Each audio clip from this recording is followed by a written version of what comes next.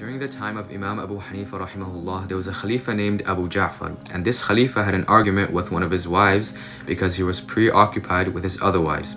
And she did not like this, and she wanted justice. So the Khalifa asked his wife, "Who do you want to be the judge or mediator between us?"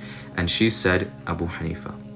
And the Khalifa agrees with this. So then when Imam Abu Hanifa is brought to the palace, the Khalifa says to him, "Ya Abu Hanifa, O Abu Hanifa, my wife is arguing with me, so deal with us justly." The Khalifa says to Imam Abu Hanifa, "How many women is a man permitted to marry?" He says, "Arba'a, 4.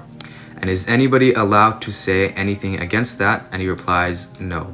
And the Khalifa turns to his wife and he says, "Qad sami'ti," you heard him. Abu Hanifa says, Allah has only allowed this for the people who are just. So if you cannot be just with them, or you are afraid that you cannot be just with them, then only one. And then he quotes the verse in the Quran where Allah speaks about, if you are afraid that you will not be just between them, then only marry one. فَيَنْبَغِي لَنَا أَن نَتَأَدَّبَ بِأَدَبِ اللَّهِ. And it's right for us to follow the words of Allah and take them to heart. And after that, the Khalifa fell silent. And he was silent for a long time. And eventually, Imam Abu Hanifa, he walked out and he went home. And when he got home, the wife of the Khalifa had sent a servant to him.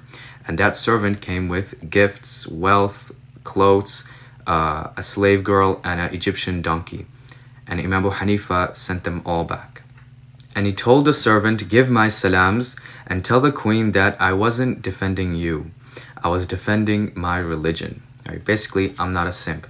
I wasn't trying to get any money out of this. I didn't want the gifts. I wasn't trying to get close to you. I only stood there for the sake of Allah.